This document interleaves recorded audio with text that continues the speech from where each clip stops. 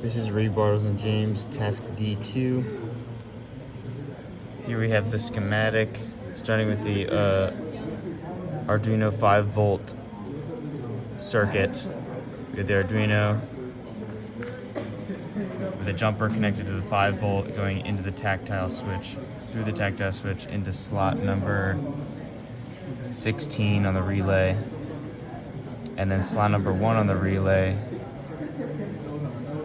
going directly to the ground on the Arduino through a jumper cable. So we have our 5-volt connection, our ground connection, 5-volt being red, into the positive power bank powering into the tactile switch, which is then supplying power into the through the relay when clicked or pressed. Then the slot number 1 on the relay is wired directly into ground, and ground's wired into the ground on the Arduino. Now to the 9-volt circuit. To the we have the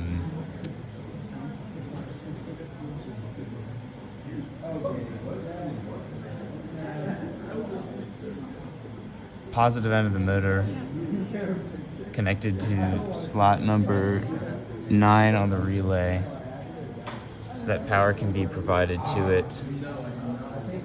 Power can be provided to it when the circuit this is on the normally off switch of the relay, section of the relay, so that when the power is provided through here, the switch flips and power is provided to the motor. The circuit's completed, power provided to the motor, and then the motor is connected to the negative end of the motor is connected to the negative power bank, which is connected to the 9-volt battery, which supplies power through the diode. And we made sure the diode was in the right orientation by making sure the gray stripe was on this side here, because we want positive power to flow from the 9-volt through the diode, but we don't want power to flow back from the motor into the diode, into the battery, because that could damage the circuit. So we needed to make sure that the diode was not allowing power to come back through the circuit. Oh, sir? Yes. So this diode leads into the main switch here in this relay, and this always off or normally on switch has nothing connected to it for the time being. And I can show you all this stuff here. We have the motor, the positive end of the motor, being supplied with power from the relay when this button, or when current is supplied through the relay into the negative end of the power bank. And the battery supplies power through the diode, making sure that the gray end's over here so that power doesn't flow back through when the motor is turned off or on. Power is provided through the diode into slot number 13 of the relay, which provides power through this switch that's in the relay. So now, when you press the button, the motor turns on.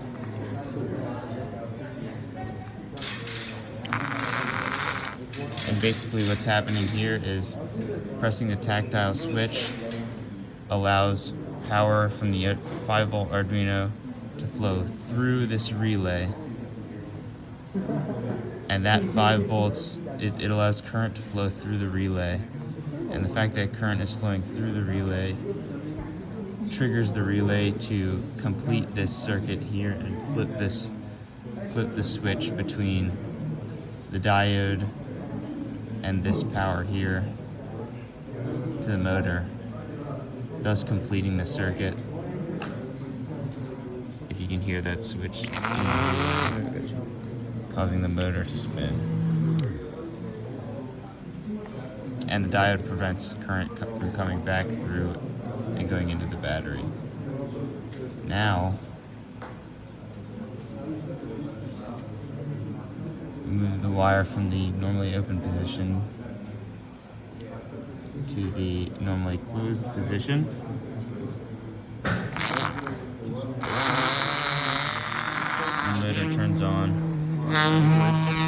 spins real fast. The click. And then if you click, it will stop because the switch is now being powered, and the normally on part of the switch is now off because the circuit is not completed.